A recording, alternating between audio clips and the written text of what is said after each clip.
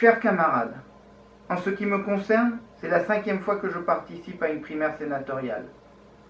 Je pense que nous pouvons nous féliciter pour cet exercice exemplaire.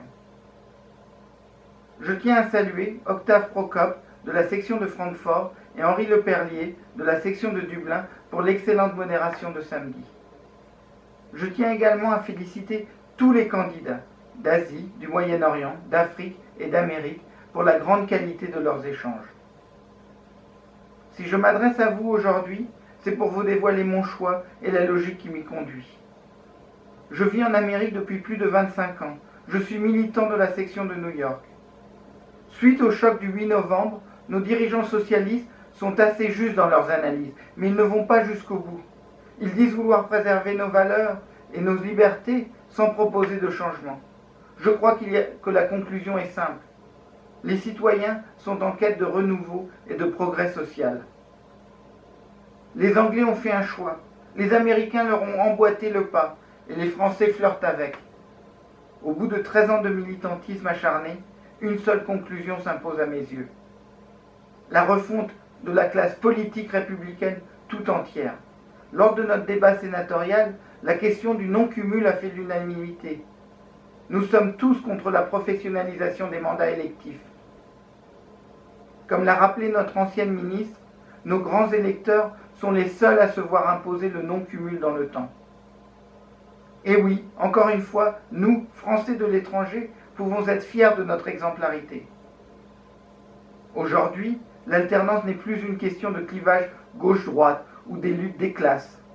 Je crois qu'il s'agit plutôt d'une opposition contre les conservateurs qui s'accrochent à leur mandat, désemparés face aux défis technologiques de l'avenir et incapables de voir les inégalités se creuser entre leurs administrés. De l'autre côté, un peuple désabusé, prêt à faire n'importe quoi pour les botter en touche. J'invite donc les politiciens français ayant fait plus de 2 mandats à ne plus se représenter pour le même poste. Le vote en ligne a commencé et nous sommes amenés à ordonner 8 candidats. Tout d'abord, je constate que Mehdi Bellassine, de la section de Lisbonne, a des compétences qui seraient plus utiles dans la péninsule ibérique pour continuer le travail d'Arnaud Leroy. Je crois qu'il ferait un député formidable. Annie Michel, de ma section new-yorkaise, je pense que ses talents seraient mieux exploités ici, en Amérique du Nord, notamment pour la campagne législative à venir. À partir de ce constat, j'ordonne notre liste de la manière suivante.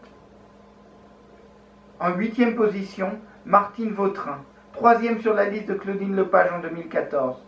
Elle s'est dévouée pour laisser sa place à la candidate verte. Elle représente l'Afrique du Nord.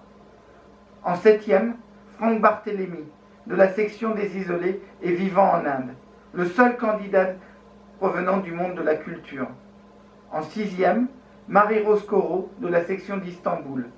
Elle apporte avec elle une connaissance de cette zone compliquée. En 5e, de la section de Dakar, Christian Akindes, au nom de la diversité et de la pluralité géographique. En 4e, Laure Palès, de la section de Shanghai. Elle est nouvelle, elle est jeune, elle est dynamique et elle veut lutter pour la justice fiscale.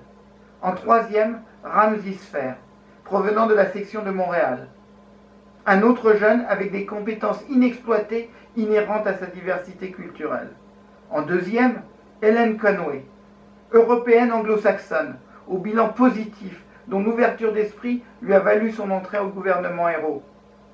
Et en 1er, pour mener la liste, Jean-Yves Lecomte, excellent sénateur qui aura plus de chances de rassembler les grands électeurs de gauche.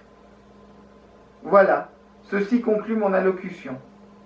Merci de votre attention. Je vous souhaite maintenant un vote éclairé.